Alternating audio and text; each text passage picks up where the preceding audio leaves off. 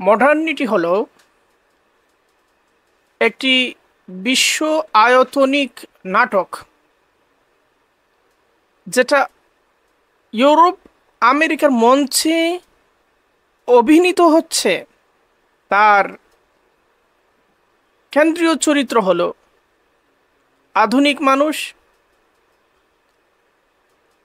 তার পরিচালক হলো আধুনিক শিল্প, তার অভিনেতা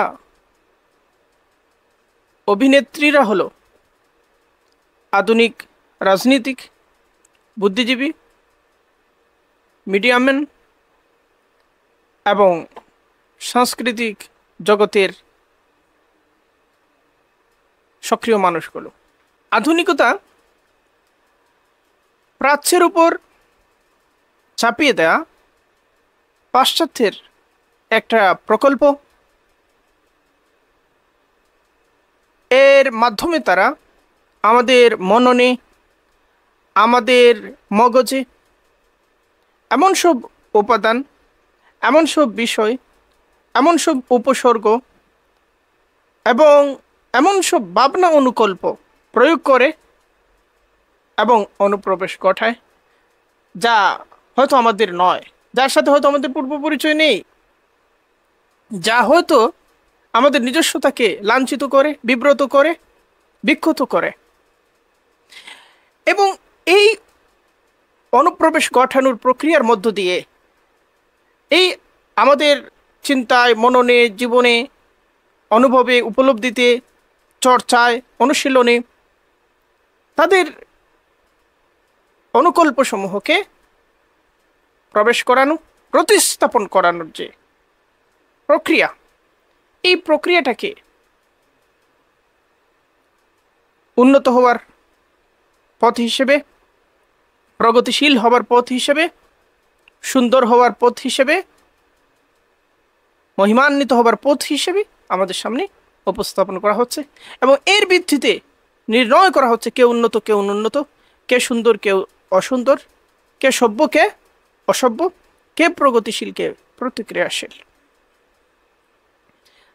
তাদের এইসব অনুশীলন, তাদের এইসব যাপন এবং তাদের এই বহুমাত্রিক প্রকল্প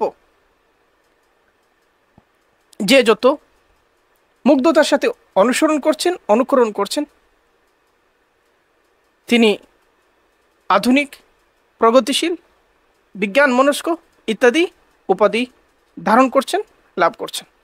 এর মধ্য দিয়ে মানুষ হিসেবে তার উন্নয়ন আদৌ হলো কি না, মানুষ হিসেবে তিনি নিজেকে কতটা বিকশিত করলেন, সেই বিকাশটা তার সমাজের জন্য, তার সমষ্টির জন্য, তার পরিবেশের জন্য, তার প্রতিবেশের জন্য, তার সাথে সম্পর্কিত জনগোষ্ঠীর জন্য কতটা দরকারি, কতটা অনিবার্য, কতটা অপরিহার্য, কতটা প্রযোজ্য, এই বিষয়গুলো সম্পর্কে তিনি উদাসীন থাকছেন।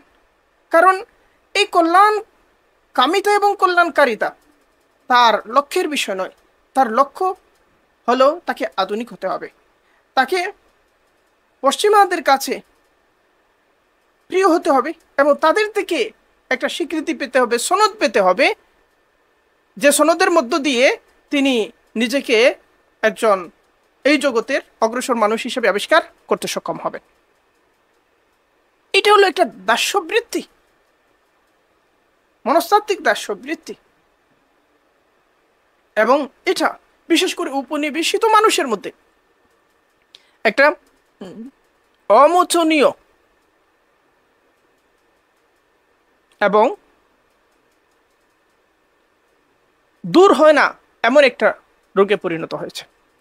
তাকে দূর করা জরুরি, তাকে দূর করতে হবে যদি তার নিজস্বতাকে সে খুঁজে পেতে হয় এবং নিজের পথ ধরে নিজের বিকাশের রাস্তাকে সে অনুসন্ধান করতে চায়।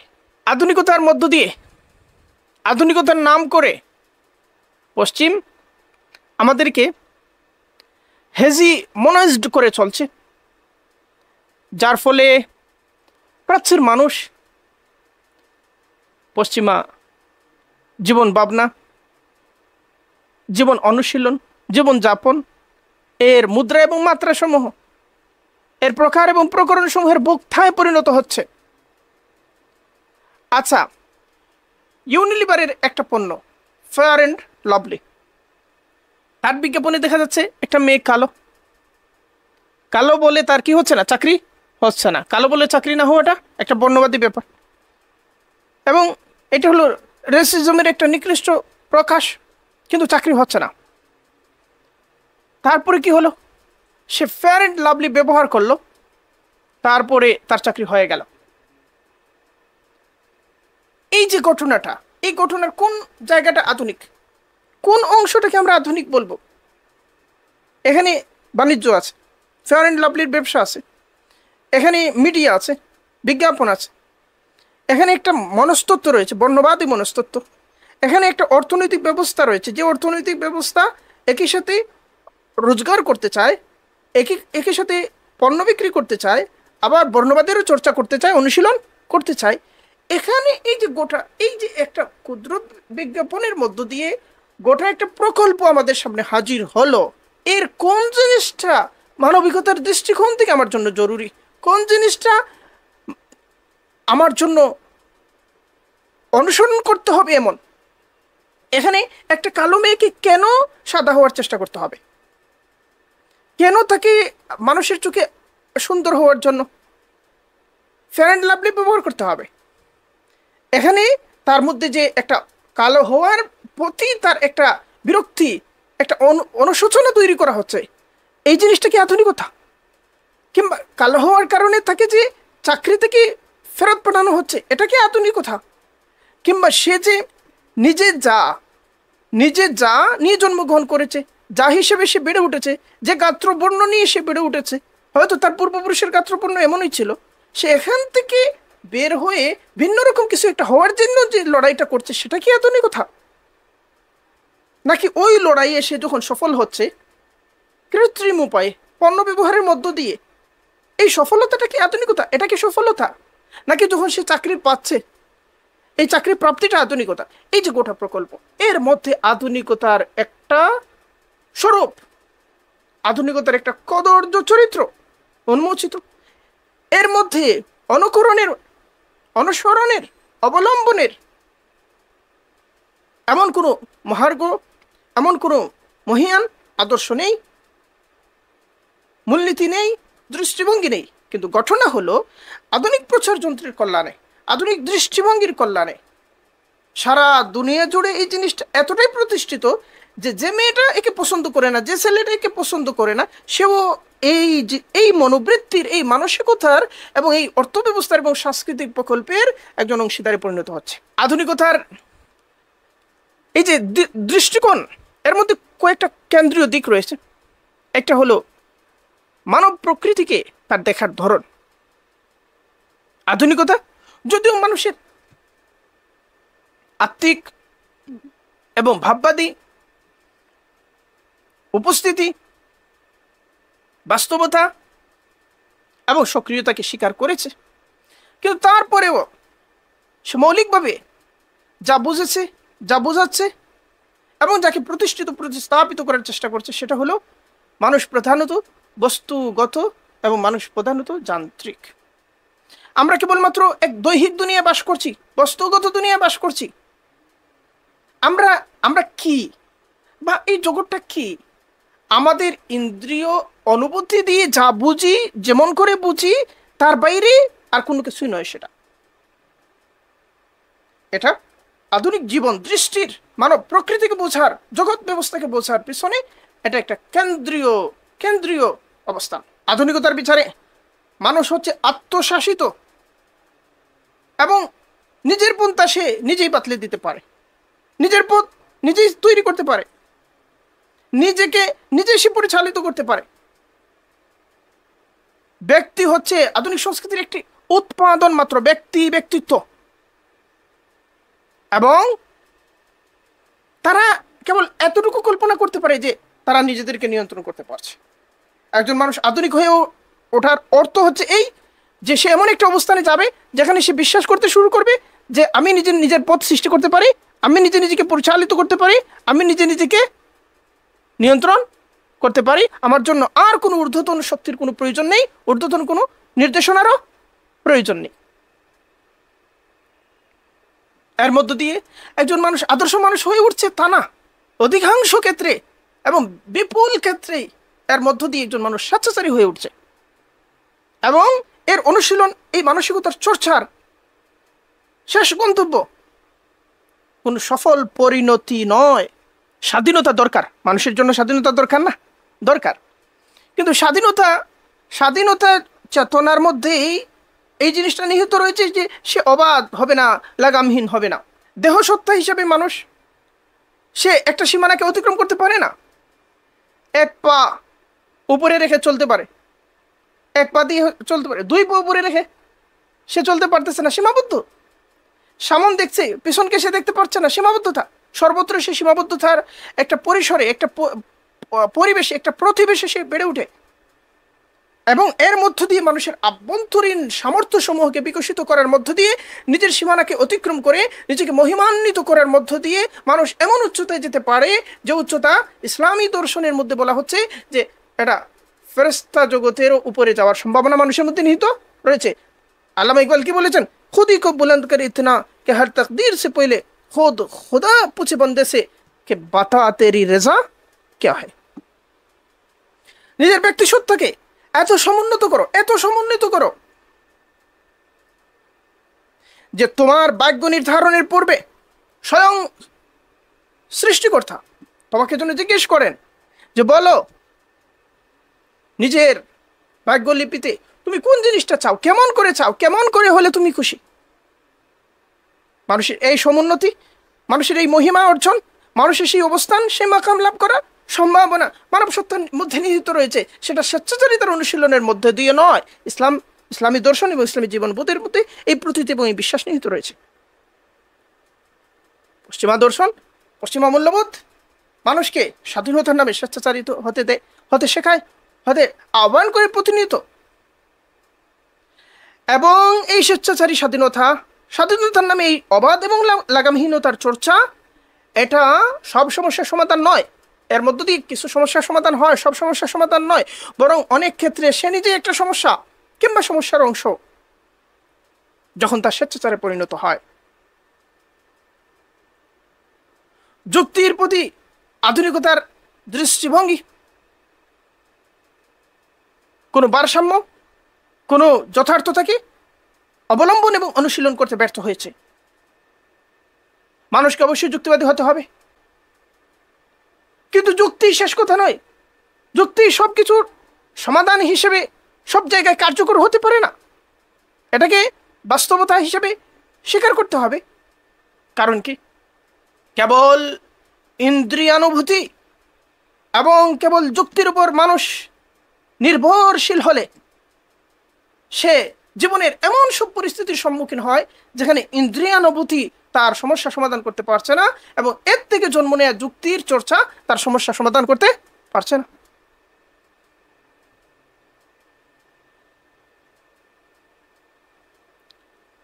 সামগ্রিক, সর্বক্ষেত্রে প্রযোজ্য, সর্বত্র প্রযোজ্য, সবসময় প্রযোজ্য, সবার জন্য প্রযোজ্য এবং সর্বজনীন যুক্তি বলতে কোনো জিনিস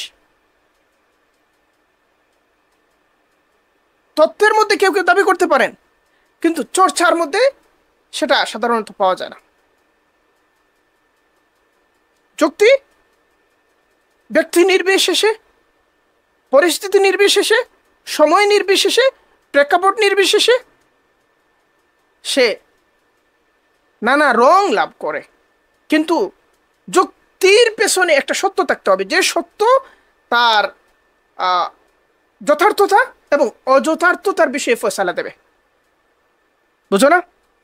যখনই সে যুক্তি পেশ করছে যে নিহিত, তার পক্ষ থেকেও কেউ না কেউ যুক্তি প্রদর্শন করছে না? হিরোশিমাতে আমেরিকা কি করেছে? বোমা হামলা করেছে। নাগাসাকিতে কি করেছে? পারমাণবিক বোমা হামলা করেছে। অপরাধ কিনা বলো? অপরাধ। পৃথিবীর কেউ অস্বীকার করবে? কিন্তু অস্বীকার করা হচ্ছে। তো বলা হচ্ছে, এটা পাঠ্যপুস্তক পর্যন্ত পাওয়া যায়, অনেক গ্রন্থের মধ্যে সেটা লেখা হয়েছে। অনেক বুদ্ধিজীবী, অনেক দার্শনিক কথা বলেছে। কি বলেছে? যদি সেখানে এই বোমা নিক্ষেপ না করা হতো তাহলে মানব হত্যা গণহত্যা আরো বৃদ্ধি পেত, কারণ যুদ্ধের অবসান হতো না। এই বোমা নিক্ষেপ, এই হিরোশিমা নাগাসাকি ট্র্যাজেডি কি করেছে? দ্বিতীয় বিশ্বযুদ্ধের অবসানটা ঘটিয়েছে, নিশ্চিত করেছে। ফলে এর মধ্যে, যদিও এটা দুঃখজনক, কিন্তু এর মধ্যে কিছু উপকার রয়েছে, কল্যাণ রয়েছে। এর মানে কি? যুক্তি ভিন্ন চরিত্র লাভ করছে।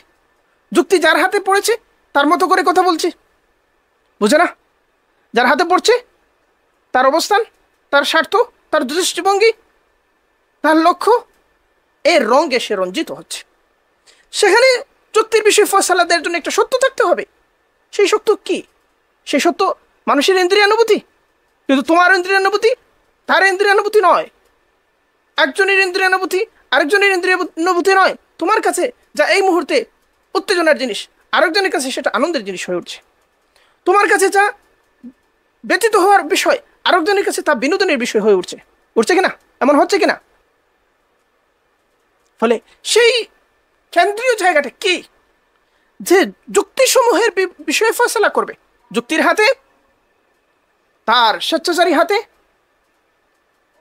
ভালো মন্দ, কল্যাণ ও কল্যাণ, সত্য অসত্য, ন্যায় অন্যায়, সমস্ত কিছু নির্ধারণের ফয়সালা দিলে এর অর্থ কি দাঁড়াবে?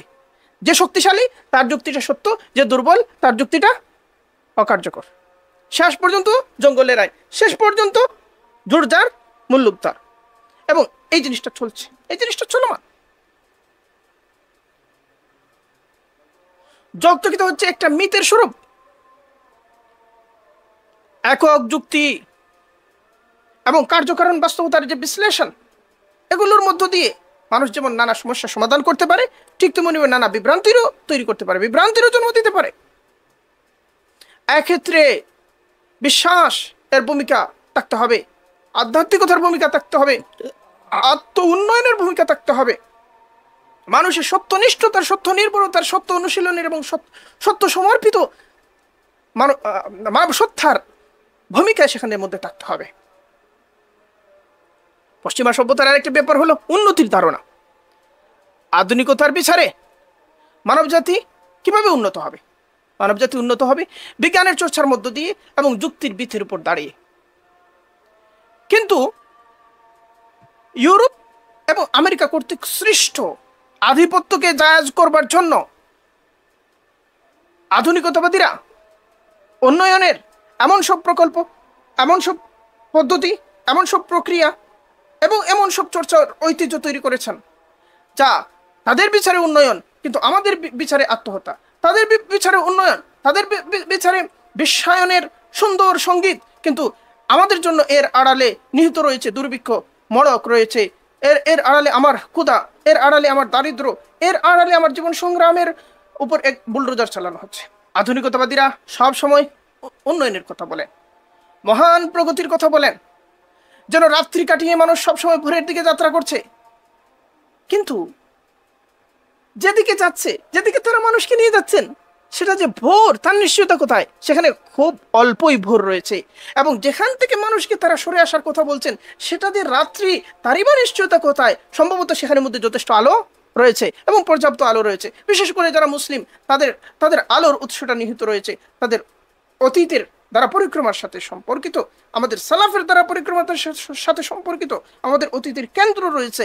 এবং আমাদের বিদ্যমানতা এবং চলমানতার মধ্যে যে সমস্ত বাস্তবতা, আমাদের জীবনের গঠমান বাস্তবতার মধ্যে যে সমস্ত নতুন নতুন পরিস্থিতি, সমস্যা সংকট, এই সমস্যা সংকটের সমাধানের সূত্রসমূহ সেখান থেকে বেরিয়ে আসে। ফলে ইসলামের মধ্যে একটা স্থাপকতা যেমন নিহিত রয়েছে, ঠিক তেমনি অপরদিকে একটা চলমানতাও নিহিত রয়েছে। এ কারণে ইসলাম সপ্তম শতকের জিনিস নয়, অষ্টম শতকের জিনিস নয়, আবার 21 শতকের, কেবলমাত্র 21 শতকের কিংবা 20 শতকের জিনিসও নয়। ইসলাম ওই সময়ের জন্য যেমন সত্য, আজকের জন্য তেমনই সত্য, আজকের জন্য তেমনই কার্যকর, আজকের জন্য তেমনই প্রায়োগিক, আজকের জন্য তেমনই যথার্থ। কারণ আজকের সংকটের সাথে, আজকের সমস্যার সাথে কিভাবে আমরা নিত্যনবায়িত হব, তার জন্য সূত্রসমূহ ইসলামের উসুল থেকে নিহিত হয়েছে এবং কোরআন সুন্নাহর ভিতর থেকে তা বেরিয়ে এসেছে। এবং এ কারণে কোরআনী ব্যবস্থাপনার মধ্যে কোরআন, হাদিস, এরপরে কি রয়েছে? ইজমা রয়েছে। এরপরে কি রয়েছে? কেয়াস রয়েছে। কেয়াসের মধ্যে কেয়াসের জলি রয়েছে, কেয়াসে খফি রয়েছে, উরফ রয়েছে, ইস্তেহসান রয়েছে, ইস্তেসাবুল হাল রয়েছে, এরপরে আরো অনেকগুলো বিষয় রয়েছে, আরো অনেকগুলো দিক এবং ধরন রয়েছে। কেউ বলেছেন 18টা, কেউ বলেছেন আরো বেশি। এতগুলো বিষয় রয়েছে যেখান থেকে সমস্যা, উদ্ভূত সমস্যা এবং সংকট সমাধানের জন্য পথের নির্দেশনা বেরিয়ে আসবে। কিন্তু আধুনিকতা সবসময় নিজের অতীতকে অবজ্ঞা করতে এবং যেন সেই অন্ধকারকে গা থেকে ছুঁড়ে ফেলে দিয়ে, নিজের চারপাশ থেকে সরিয়ে দিয়ে আমরা ক্রমাগত দৌড়াচ্ছি সামনের দিকে, মহান একটা প্রগতির দিকে। কিন্তু কি সেই প্রগতি? কোন দিকে যাচ্ছি? লক্ষ্যটা কি? সেটা আলো না আলেয়া? পশ্চিমা সভ্যতার কাছে তার কোনো জবাব নেই, সুনির্দিষ্ট সুস্পষ্ট জবাব নেই। রয়েছে শব্দের মোড়ক, রয়েছে কুহকের জাল, রয়েছে ছলনার জাদু, এবং যার মধ্য দিয়ে আমাদের মানসিকতাকে, আমাদের চিন্তাকে, দৃষ্টিভঙ্গিকে, হৃদয়বৃত্তিকে, সমস্ত কিছুকে আচ্ছন্ন করার এমন একটা সর্বব্যাপ্ত, সর্বব্যাপী এবং সর্বমাত্রিক একটা প্রকল্প, একটা একটা যাকে বলে বিকল্প আকাশ, বিকল্প বাস্তবতা আমাদের উপর চাপিয়ে দেওয়া হয়েছে, যার থেকে মুক্তি আমাদের জন্য জরুরি। আধুনিকতা ধর্ম এবং তার সকল আধ্যাত্মিক মূল্যবোধের বিরুদ্ধে একটা প্রচণ্ড বিদ্রোহ। ইউরোপীয় রেনেসা, বিশেষ করে মেকিয়াভেলির নীতিজ্ঞান শূন্য রাজনৈতিক দর্শন, এই বিদ্রোহকে একটা শক্তিশালী অবস্থান দিয়েছে, মাত্রা দিয়েছে। অষ্টাদশ শতকের আলোকপ্রাপ্ত ফরাসি দার্শনিকদের হাতে এর পূর্ণ বিকাশ ঘটেছে এবং 19 শতকের ইউরোপ, ডারউইন, মার্কস, ফ্রয়েডের মতো চিন্তাবিদ এর মধ্যস্থতায় এটাকে সর্বোচ্চ সীমা পর্যন্ত পৌঁছে দিয়েছে। দেহ এবং আত্মার সমন্বিত চাহিদার যে নিয়ন্ত্রিত স্ফোরণ, তাকে বলা হয় ভ্যালু বা মূল্যবোধ। মানুষ এবং জীবজগতের কল্যাণ সাধনের মধ্যেই তা প্রতিফলিত হবে। এই কল্যাণ সাধনের মাত্রা কেমন, কতটা, এর উপর মূল্যবোধের মাত্রা নির্ধারণ করে এবং নির্ভরশীল। কিভাবে মাটিতে চলতে হবে, পশ্চিমারা সেটা আমাদেরকে খুব ভালো করে শিখিয়েছে, শেখাচ্ছে, গতি বাড়িয়েছে। কিভাবে সাগরে ডুব দিতে হবে, এমনকি সাগরের সর্বনিম্ন গভীর পর্যন্ত পৌঁছে যাওয়ার প্রযুক্তি এবং উপায় উপকরণ আমাদের হাতে তারা তুলে দিয়েছে। কিভাবে মহাশূন্যে উড়াল দিতে হবে, কিভাবে মহাশূন্য পাড়ি দিতে হবে, নতুন নতুন আবিষ্কারে আমরা কিভাবে সক্ষম হব, এই বিষয়গুলো তারা আমাদেরকে খুব ভালোভাবে শিখিয়েছে, এই বিষয়গুলো তারা খুব ভালো জানে। কিন্তু একজন মানুষ কিভাবে সুখী হবে, কিভাবে তার মূল্যবোধ কার্যকর হবে, কিভাবে সে কল্যাণ চিন্তা করবে, কল্যাণকে আমন্ত্রণ করবে এবং অনুশীলন করবে, এর পন্থা আবিষ্কারে সে অক্ষম থেকে গেছে। মানুষ দূরবর্তী অনেক কিছুই জানে, মহাকাশে গঠমান অনেক জিনিস সম্পর্কে মানুষ জানে, যেগুলোর বিষয়ে আগের মানুষ এক ধরনের অন্ধকারে ছিল। কিন্তু আজকের মানুষ যতটা জগৎ সম্পর্কে জানে, তার চেয়ে অনেক বেশি নিজের সম্পর্কে অজ্ঞ। সে নিজের ভেতরের আত্মাটাকে জানে না, যে আত্মাটাকে চালাচ্ছে, পরিচালনা করছে, সেই আত্মাটার স্বরূপ সে জানে না। তার সাথে কি আচরণ করবে, সে নিজের সাথে কি আচরণ করবে, এটা সে জানে না। ফলে মানুষ অনেক কিছুই হতে পারছে, মাছের মতো হতে পারছে, পাখির মতো হতে পারছে, গতিশীল হতে পারছে, কিন্তু কিভাবে একজন ভালো মানুষ হিসেবে জীবনযাপন করতে পারবে, মানুষ হিসেবে কিভাবে সে উন্নয়ন করবে, এই জিনিসটা সে পাচ্ছে না। এই জিনিস থেকে সে বঞ্চিত থেকে যাচ্ছে। মানুষের নৈতিক মূল্যবোধ আধুনিক মানুষের হাতে প্রতিনিয়ত পর্যদস্ত হচ্ছে। বর্তমান সভ্যতার মধ্যে যে অদ্ভুত গোঝামিল নিহিত রয়েছে, বিশ্ব শান্তির নামে সে বিশ্ব ধ্বংসের উপাদান সমূহ অব্যাহতভাবে তৈরি করছে এবং এর পেছনে মেধার বিনিয়োগ করছে, মেধা ব্যয় করছে। রাষ্ট্রনেতারা মারণাস্ত্র তৈরিতে যতখানি আগ্রহী, জীবনকে সুরক্ষার পেছনে, জীবনের মূল্য নির্ধারণের পেছনে, মানুষের মূল্যবোধের উন্নয়নের পেছনে তার বিপরীতে ন্যূনতম আগ্রহী নয়। তাদের হাতে এত অস্ত্রের সমাহার ঘটেছে, আধুনিক প্রযুক্তি, আধুনিক বিজ্ঞান মানুষের জন্য এত বেশি ধ্বংসাত্মক হয়ে উঠেছে, তার ধ্বংস ক্ষমতা এত বেশি এবং এত বিপুল, এত বিস্তৃত এবং এত ভয়ানক পর্যায়ে উপনীত হয়েছে যার ফলে যে কোনো একটা দুর্ঘটনার ফলে এই মহাশূন্যে ঝুলন্ত আনুমানিক ৬৬ শত বিলিয়ন টন ওজনের পৃথিবী নামক গ্রহটি যে কোন মুহূর্তে এই সমস্ত ধ্বংসাত্মক অস্ত্রের কারণে ধ্বংসের শিকার হয়ে যেতে পারে, ধ্বংসের খাবার হয়ে যেতে পারে, বিনষ্ট হয়ে যেতে পারে। এই যে একটা সর্বনাশা বিপর্যয়ের আশঙ্কা, এই আশঙ্কাটা আধুনিকতার গহ্বর থেকে বেরিয়ে এসেছে। আধুনিকতা আমাদের মূল্যবোধকে বিতাড়িত করেছে, আমাদের মূল্যবোধের বিরুদ্ধে বিদ্রোহ করেছে এবং মূল্যবোধকে সে উপহাসের বস্তুতে পরিণত করেছে। বিপরীতে সে নিজেকে একটা সর্বব্যাপী এবং সর্বজনীন মূল্যবোধে পরিণত করার চেষ্টা করেছে। অর্থাৎ মূল্যবোধকে সে বিতাড়িত করে নিজেই একটা মূল্যবোধে পরিণত হওয়ার চেষ্টা করেছে এবং সবার কাছে নিজের আনুগত্য দাবি করছে। যারা মূল্যবোধ হিসেবে তাকে মেনে নিচ্ছে, তার মতবাদে দীক্ষিত হচ্ছে, তাকে বিশ্বাস করছে, তাদেরকে সে আলোকপ্রাপ্ত উপাধি দিচ্ছে, প্রগতিশীল হিসেবে অভিনন্দিত করছে। অপরদিকে যারা অনীহা দেখাচ্ছে, যারা যারা তাকে কবুল করছে না, গ্রহণ করছে না, তাদেরকে অনগ্রসর, মধ্যযুগীয়, প্রতিক্রিয়াশীল ইত্যাদি অভিধান দিয়ে কোণঠাসা করার চেষ্টা করা হচ্ছে। এই যে নতুন মূল্যবোধে দীক্ষিত যে জনগোষ্ঠী, তারা এশিয়ায়, তারা আফ্রিকায় থাকে, এই এরা এরা এরা কোনো জনগোষ্ঠী না, এরা জনগোষ্ঠীর একটা বিচ্ছিন্ন অংশ। নতুন ধরনের এক ধরনের আরবান মিডল ক্লাস জন্ম দেওয়া হয়েছে এবং তাদের হাতে আমাদের পরিচালনা ভার তুলে দেওয়া হয়েছে।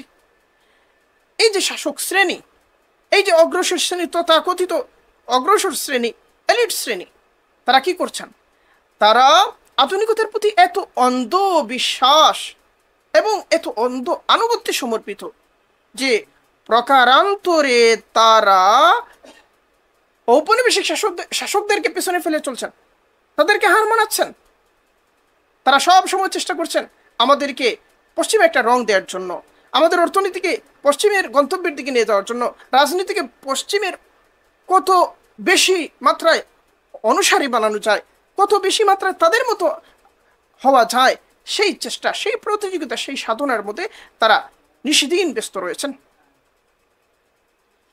আধুনিকতা তার মূল্যবোধ এবং তার শ্রেয়বোধ দিয়ে নিজেদের বর্ণবাদকে দূর করতে পারে নাই। এই আধুনিকতাবাদীরা দাস ব্যবসা করেছে এবং 19 শতকের একটা পর্যায়ে তারা আফ্রিকার প্রায় 90% ভূমিতে উপনিবেশ স্থাপন করে ফেলেছিল। ঔপনিবেশিকতার সাথে দাস ব্যবসার সম্পর্ক, ভৌগোলিক আবিষ্কারের সাথে ঔপনিবেশিকতার সম্পর্ক, তারা যাকে বলে ভৌগোলিক আবিষ্কার, সমুদ্র অভিযান, এই সমস্তের মধ্য দিয়ে উপনিবেশ তারা বিস্তার করেছে এবং স্থাপন করেছে। উপনিবেশ স্থাপনের পরে তারা দাস ব্যবসা শুরু করেছে এবং দাস ব্যবসার মধ্য দিয়ে মানব জাতির বিরুদ্ধে এত বেশি অপরাধ করেছে, মানব জাতিকে এত বেশি লাঞ্ছিত করেছে এবং মানব জাতির স্বাধীনতাকে এত বেশি হরণ করেছে, যার কোনো নজির, যার কোনো তুলনা বিশ্ব ইতিহাসে পাওয়া যায় না। এক আফ্রিকার কথা ধরা যাক, পর্তুগিজরা সেখানে উপনিবেশ স্থাপন করেছে, তারপরে ওলন্দাজরা এসেছে, ফরাসিরা এসেছে, ইংরেজরা এসেছে। তারা এখানে যেখানে যে সুবিধা পেয়েছে, সুযোগ পেয়েছে, সেখানে উপনিবেশ স্থাপন করেছে, সেখানে নিজেদের খামার গড়ে তুলেছে, তারপরে দাস ব্যবসা শুরু করেছে। আফ্রিকার বিভিন্ন দেশ থেকে কালো বর্ণের মানুষদেরকে ধরে নিয়ে ইউরোপে বিক্রি করা হতো, দিনে রাতে হানা দেওয়া হতো। হয়তো কৃষির ক্ষেত্রে কাজ করছে একটা লোক, হয়তো সে জঙ্গলে কাজ করছে কাঠুরিয়া, হয়তো সে গৃহে স্বজন পরিজনকে নিয়ে ঘুমাচ্ছে রাতের অন্ধকারে। তারা হানা দিয়ে সক্ষম মানুষগুলোকে তুলে নিয়ে, যুবকদেরকে তুলে নিয়ে, বালকদেরকে তুলে নিয়ে, পুরুষদেরকে তুলে নিয়ে, নারীদেরকে তুলে নিয়ে পশ্চিমা ইউরোপের বাজারে তারা তাদেরকে দাস হিসেবে বিক্রি করে দিত। 1512 সালে একটা হিসাবে দেখা যাচ্ছে প্রতি বছর প্রায় 10,000 দাস আফ্রিকা থেকে শুধু আমেরিকায় নেওয়া হতো। আফ্রিকা থেকে তাদেরকে ধরে নেয়, এরা স্বাধীন মানুষ ছিল। 1540 সালের এক হিসাবে দেখা যাচ্ছে 72,000-এ পৌঁছে গেছে এই সংখ্যাটি। প্রতি বছরে শুধু আমেরিকায় যাচ্ছে। ব্রিটিশরা, ডেনিশরা, ডাচরা, ফরাসিরা এবং ইউরোপের আরো বহু জাতি তারা দাস ব্যবসায় নিজেদেরকে জড়িয়ে ফেলে। কৃতদাস পরিবহন ব্যবস্থা গড়ে ওঠে। এগুলোর মালিকানা অধিকাংশই ইহুদিদের হাতে ছিল। এবং যে এলাকায় তারা গিয়েছে, যেখানে তারা আধিপত্য প্রতিষ্ঠায় সক্ষম হয়েছে, সেখানকার ভূমিপুত্রদেরকে, সেখানকার স্থায়ী মানুষদেরকে কত বেশি মাত্রায় দাস বানানো যায় সেই প্রতিযোগিতার মধ্যে তারা লিপ্ত ছিল। কিউবায় যখন ইউরোপীয়রা গেল, সেখানে 10 লক্ষের চেয়ে বেশি আদিবাসীর বসবাস ছিল। ইউরোপীয়রা সেখানে যাবার 25 বছরের মাথায় সংখ্যাটি 2000-এ নেমে আসলো। 10 লক্ষ আদিবাসীর বসবাস ছিল, 2000-এ নেমে এসেছে। সেখানে তারা মৃত্যু নিয়ে গেছে, দুর্ভিক্ষ নিয়ে গেছে, গণহত্যা নিয়ে গেছে এবং দাস ব্যবসা নিয়ে গেছে। 1760 খ্রিস্টাব্দে দেখা যায় আফ্রিকা উপকূলে একজন দাসকে 14টি ব্রিটিশ পাউন্ডে বিক্রি করা হচ্ছে। তাকে আমেরিকার বাজারে এনে 45 পাউন্ডে বিক্রি করা হচ্ছে। আফ্রিকায় বন্দী হবার পর এই মানুষগুলো আমেরিকা পর্যন্ত পৌঁছার পথে 100 জনের মধ্যে শতকরা 40 জনই মারা যেত। 100 জনের মধ্যে 40 জনের মৃত্যু হতো। তাদেরকে অমানবিক এবং অস্বস্তিকর চরম পর্যায়ের বর্বর একটা পরিস্থিতির মধ্য দিয়ে তাদের ধরে নেওয়া হতো, নিষ্ঠুরতা করা হতো। যারা প্রতিরোধের চেষ্টা করা হতো তাদেরকে হত্যা করা হতো এবং তাদের দিয়ে সব ধরনের নিকৃষ্ট কাজ করানো হতো। এবং সেখানে তাদের সমাজে দাসদের প্রতি যে দৃষ্টিভঙ্গি ছিল, তাদের সাথে যে বৈরিতা, যে নির্মমতা ছিল, এগুলো সপ্তদশ শতকে, অষ্টাদশ শতকে, কেন 19 শতকের মধ্যেও এই নির্মমতার চিত্রগুলো দগদগে কত স্থানগুলো থেকে পুজ ঝরতে আমরা দেখেছি। সেখান থেকে দুর্গন্ধ ছড়াতে দেখেছি। সেই দুর্গন্ধ যদিও আইনিভাবে দাস ব্যবসা এখনো বন্ধ হয়ে গেছে এবং এখন সেটা চলমান নয়, কিন্তু দাস মনে করার যে মানসিকতা, এই মানসিকতাটা রাজনৈতিক একটা আকার লাভ করে সাম্রাজ্যবাদ রূপে আমাদের বিরুদ্ধে চর্চিত হচ্ছে এবং এশিয়া, আফ্রিকা, বিশেষ করে মুসলিম দুনিয়ার সাথে আচরণের মানদণ্ড স্থির করে দিচ্ছে।